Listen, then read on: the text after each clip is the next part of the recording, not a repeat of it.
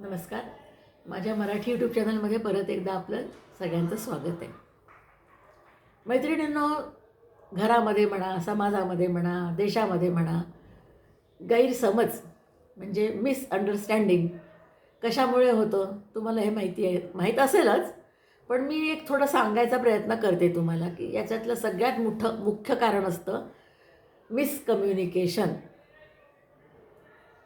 म्हणजेच काय, आपल्याला काय पाहिजे, आपली गरज किंवा समोरच्याची गरज ओळखून योग्य ते मोजक्या शब्दात आपल्याला सांगता आलं पाहिजे.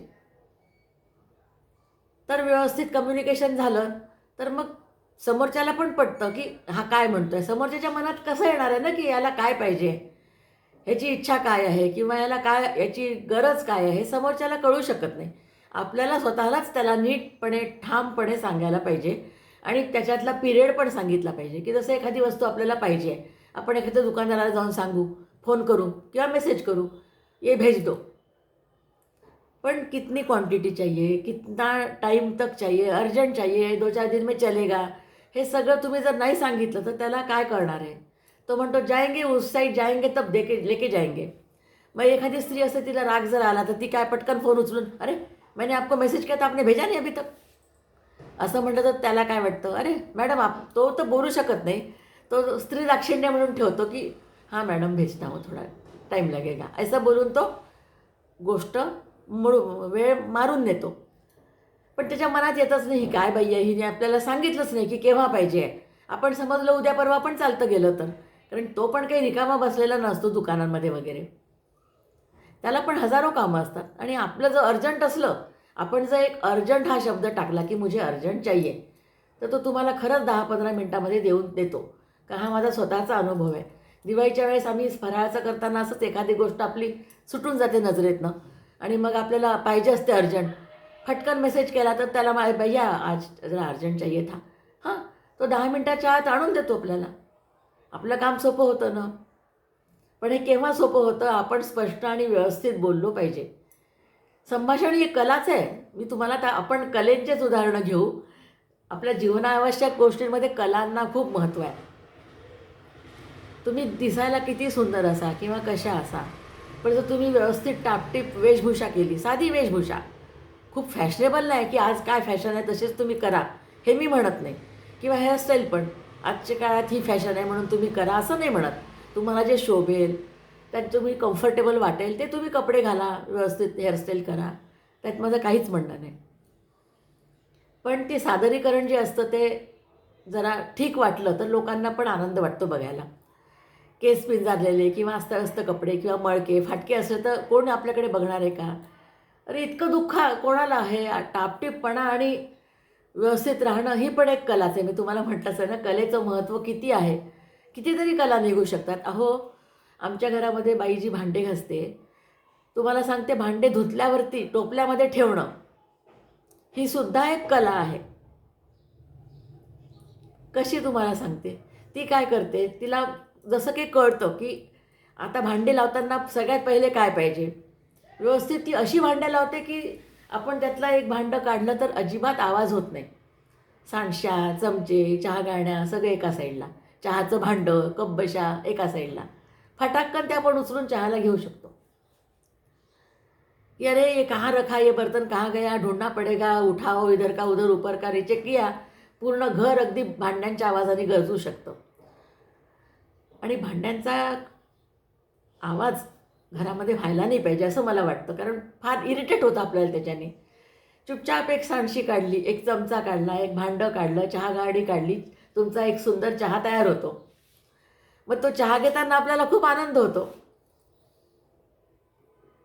सुखद वाटतं ते एकदम. आहेच ना ती एक कला. भांडे धुवून ठेवणं ही सुद्धा कला आहे. ताटं एकीकडे, ताटल्या एकीकडे, वाट्या एकीकडे, म्हणजे त्याच्यात तुम्ही हात घातला की तुम्हाला ते भांडं हातात आलंच पाहिजे. आपण आलो तो मिसकम्युनिकेशन. म्हणजे पुष्कळ लोकांना नीट बोलता येत नाही आणि त्यांना काय वाटतं की समोरच्याला ते समजलं असेल. हो, मी म्हटलं होतं ना मला पाहिजे. अरे पाहिजे, पण कधी पाहिजे, काय पाहिजे, कसं पाहिजे. नुसतं माझ्यासाठी हे घेऊन या. एक साडी घेऊन या म्हटलं तरी सुद्धा साडीमध्ये पण भरपूर प्रकार असतात. त्याच्यामध्ये त्याचं किमतीचं रेंज काय पाहिजे तुम्हाला, स्टाईल काय पाहिजे, प्रकार काय पाहिजे, असं भरपूर त्याच्यामध्ये पॉईंट्स असतात. मग साडी आल्यावरती तिला दिल्यावर मारे हा रंग नको होता मला, हा टेक्स्चर नको होतं मला, तर असं असं नाही सांगून चालत. आपण साडी खरेदीला दुकानात गेलो तर आपण दुकानदाराला स्पष्ट सांगितलंच पाहिजे की मला असं असं पाहिजे, ट्रान्सपरंट नको, बारीक प्रिंट पाहिजे, फ्रेश कलर पाहिजे आणि या रेंजपर्यंत पाहिजे. असं म्हटलं की त्याला पटकन सोपं जातं. तो 10 साड्या आणून टाकतो, त्यातली आपल्याला एक पटकन 15-20 मिनटात पसंत पडते ना, आपण घेऊन ती बाहेर पण पडतो. अख्खं दुकान समोर कशाला टाकायला लावायचं त्याला? आपण सगळ्या प्रकारच्या साड्या आपण नेसत नाही ना. आपण जे नेसतो नेहमी ते घ्यायला पाहिजे. म्हणूनच शब्दांना खूप किंमत आहे. ज्ञानेश्वरांनी काय काय शब्द वापरले तुम्ही बघितलेच आहे. समर्थ रामदासांनी पण काय काय शब्द वापरले ते तुम्हाला सगळ्यांनाच माहिती आहे. आणि हे शब्दसंग्रह आपला केव्हा मोठा होतो? आपण आपली वाचण्याची आवड जपली तर. प्रसिद्ध आमच्या वेळेसची विचारवंत लेखिका होती दुर्गा भागवत म्हणून. त्यांचा इतका अभ्यास होता, प्रत्येक गोष्टीत त्यांचा अभ्यास होता बघा. निसर्गचक्र म्हणून एक त्यांचं पुस्तक होतं. त्यात त्यांनी तुळशीचे मंजिऱ्यामधलं फूल जे असतं त्या फुलाचं सुद्धा योग्य वर्णन केलं होतं. तुम्ही बघा मंजिरीतलं फूल किती छोटं असतं, म्हणजे त्यांचं ऑब्झर्वेशन काय असेल. आणि खरोखर त्या मंजिरीचं सौंदर्य आपल्या डोळ्यासमोर उभं राहतं, इतकं ती व्यवस्थित त्यांनी मांडलं होतं. तरीही त्यांचं एक वाक्य काय होतं की आयुष्यात माझं कितीतरी जगायचं आणि वाचायचं राहून गेलं आहे. अख्खं आयुष्य त्यांनी अर्पण केलं होतं समाजसेवेला आणि अभ्यासाला, मराठी साहित्याला अर्पण केलं होतं. तरीसुद्धा त्या असं म्हणतात, म्हणजे आपला शब्दसंग्रह किती मोठा आहे आणि आपण वाचत राहिलं तर आपल्याला कितीतरी नवीन नवीन शब्दांचे अर्थ निघतात. कळत राहतं की काय काय चालू आहे, कुठल्या कुठल्या प्रसंगाला कुठला शब्द वापरला पाहिजे योग्य. हे सतत वाचत राहिलं तर आपली रिव्हिजन होत राहते आणि जे म्हणजे शब्द प्रचारात नाहीत ते आपण विसरतो. ते वापरायला आपल्याला प्रत्येक वेळेस वाचन जर मधून करत राहिलं तर खरोखर आपल्या मेंदूला पण चालना मिळते, बुद्धीला चालना पाहिजे. कारण बुद्धी अशी आहे की ती जर थांबली तर तिला गंज चढतो आणि हाँ अरे यार वो मैंने सोचा था, हाँ हाँ हाँ अभी याद नहीं आ रहा, लेकिन हाँ मैंने देखा था कहीं तो, अभी मुझे पक्का याद नहीं, उसको क्या बोलते हैं या याद नाही असं म्हणतात. नाही, नजरेने बघितल्यावरती आपल्याला पटकन पहिले कळलंच पाहिजे की ह्याला काय म्हणतात. इतकं आपलं स्ट्रॉंग व्होकॅब्युलरी आपली पाहिजे. आणि मैत्रिणींनो, ही तेव्हाच होऊ शकते जेव्हा तुम्ही आपलं वाचन वाढवाल. मी तुम्हाला असं म्हणत नाही की मोठे मोठे धर्मग्रंथ तुम्ही रोज वाचत राहा. तुम्ही 2 पानं 4 पानं जरी वाचले तरी तुम्हाला त्यातनं एखादा खजिना मिळू शकतो. आणि कामापुरते चांगले शब्द आपल्याला मिळाले की ते मनात आपल्या ठसतात आणि ते एकदा ठसले की ते आपण विसरू शकत नाही. आणि मग मिसकम्युनिकेशन करायला जागाच उरत नाही. आपण जे बोलतो ते अगदी योग्य आणि मोजक्या शब्दामध्ये समोरच्याला समजेल असं बोलायची आपल्याला सवय लागते. कशामुळे? वाचनामुळे. वाचनामुळे किती किती लोकांचे आयुष्य आपल्याला समजले आहेत. जुन्या काळची एक शांता हुबळीकर म्हणून हिरोईन होती बघा. काय तिचं लाईफ, म्हणजे अक्षरशः डोळ्यात पाणी येऊन येऊन वाचावं लागतं आपल्याला, असं तिने लाईफ जगली होती. म्हणजे ती आली तेव्हा प्रभात पिक्चरमध्ये खूपच श्रीदेवी हेमा मालिनीसारखी टॉप 1ची हिरोईन होती. पण काळ बदलतो, जसं झालं ती चुकीच्या माणसाच्या प्रेमात पडली, तिचं सगळं लाईफ बर्बाद झालं.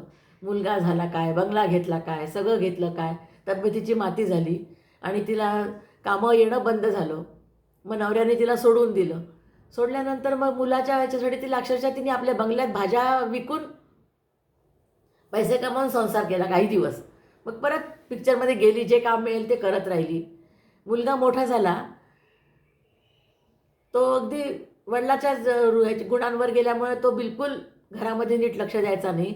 सगळे त्याला वाईट हे लागले होते आणि हिने कसंबसं मुंबईमध्ये 1 BHK घेतलं, ते सुद्धा त्यातनं तर तिला काढून टाकलं त्या मुलांनी आणि त्या फ्लॅटमध्ये स्वतःची जागा बळकावली आणि आईला ठेवलं वृद्धाश्रमात. वृद्धाश्रमात ठेवल्यावर तिला तिथे त्या टी व्हीवरती तिच्या कायचे पिक्चर लागायचे, तेव्हा तिला दिसायचं की अरे आपण तेव्हा काय होतो आणि आता कसं झालं. मग ती बाथरूममध्ये जाऊन रडायची. आणि मग नंतर वसंतराव नाईक तेव्हा मुख्यमंत्री होते, त्यांनी सगळ्या कलावंतांना पेन्शन चालू केली. हे कळल्यावरती तिच्या मुलाला लक्षात आलं. तिचा मुलगा हिच्याकडे आला, तिला म्हणे आई घरी चल. तिला लक्षात आलं का बरं बोलावतो आहे. ती म्हणे ना आता मी येणार नाही घरी. हेच काय तिला ती हे मिळाली, पेन्शन मिळाली म्हटल्यावरती ते पुण्यातले जे तिच्या नवऱ्याचे पहिले मुलं होते सावत्र, म्हणजे आधीचे मुलं जे होते बायकोचे, ते सुद्धा हिला मान द्यायला लागले. का तर पैसा आला हिच्याजवळ. चल आमच्याकडे चल राहायला, आम्ही तुला घेऊन जातो, आम्ही तुला नीट सांभाळतो. मग तिने तेव्हा सांगितलं मी आता कुणाहीकडे येणार नाही. कारण पैसाच हे सर्वस्व नसतं ना. आधी ती सगळ्यांशी कितीही चांगली वागली तरी समोरचे लोक तिच्याशी चांगले वागले नाही. शोकांतिकाच झाली तिच्या आयुष्याची. हेच पूर्वी तिने जर क्लिअर बोलली असती तिच्या पतीशी की नाही नाही मला हे पटत नाही किंवा मी माझं काम सोडत नाही, संसारात रमली आणि सगळंच विसरली, अख्ख्या आयुष्याची तिच्या शोकांतिका झाली. केवळ क्लिअर आणि स्पष्ट न बोलल्यामुळे कुणाचं काहीच गेलं नाही, तिचं स्वतःचंच नुकसान झालं त्यामध्ये. म्हणजे ती कादंबरी एका लेखिकेने, मराठी लेखिकेने त्याचा हे केलेलं आहे, म्हणजे काय म्हणतात तुम्ही त्याला, आत्मचरित्र लिहिल्यासारखं लिहिलेलं आहे. तिने सांगितलं आणि हिने लिहिलं. तिचं लेखिकेचं नाव मला आठवत नाही, पण शांता हुबळीकरवरती लिहिलेलं असल्यामुळे मला त्यांचं नाव आठवतं. आणि एखाद्या प्रसिद्ध उत्कृष्ट काम करणाऱ्या, म्हणजे काय म्हणावं तिला, इतकी चांगली स्त्री असताना सुद्धा तिच्या आयुष्यामध्ये इतकं दुःख तिला भोगावं लागलं केवळ मिसकम्युनिकेशनमुळे. तिने त्या पतीला तेव्हाच बाहेर, कारण तिच्याकडे पेटीनी चांदीचे भांडे वगैरे होते, मोठ्या मोठ्या पेट्यांमध्ये चांदीचे भांडे जमवले होते तिने. इतकं तिच्याकडे त्यावेळेस पैसा आला होता त्या काळात सुद्धा. त्या काळात पैसा किती महत्त्वाचा होता, खूप कमी मिळायचा पैसा, तरीही तिला इतका मिळाला की तिने चांदीचे भांडे पेटीत बसतील एवढे मोठे भांडे घेऊन ठेवले होते. मोठा बंगला घेतला होता पुण्यामध्ये. सगळं माणसं तुटल्यामुळे सगळंच गेलं आणि केवळ ती स्पष्ट व्यक्ती राहिली नाही. तिने विचार केला, चला ॲक्सेप्ट केलं, जे जसं आलं आयुष्य ॲक्सेप्ट केलं. शोकांतिका झाली तिची नंतर. आम्ही तिला अजूनही 15-20 वर्ष झाले कादंबरी वाचून ती, पण मी विसरू शकली नाही आहे त्या कादंबरीला. अशी आपल्या मनामध्ये ना एक एक खुणगाठी बांधून घेतल्यानं आपल्याला की जुन्या व्यक्तींनी कसं जीवन जगलं आणि त्यांच्या चुका काय झाल्या, त्या चुकांमधून आपण स्वतःला सुधरवलं तरच त्या वाचनाला महत्त्व आहे बघा. असं वाचन आपण केलं पाहिजे. मैत्रिणींनो, या नवीन वर्षाच्या संकल्पात आल्यानंतर आपण एक गोष्ट ठरवू शकतो की संकल्प नवीन नवीन लोक वेगवेगळे करतात, आपण करू. चला वाचूया, काहीतरी वाचत राहू. वाचल्याने आपल्या मेंदूला आणि डोळ्यांना चालना मिळते, शब्दसंग्रह वाढतो आणि स्पष्ट वक्तेपणाला मदत होते. मैत्रिणींना आवडलं असेल तर लाईक करा, सबस्क्राईब करा. नमस्कार.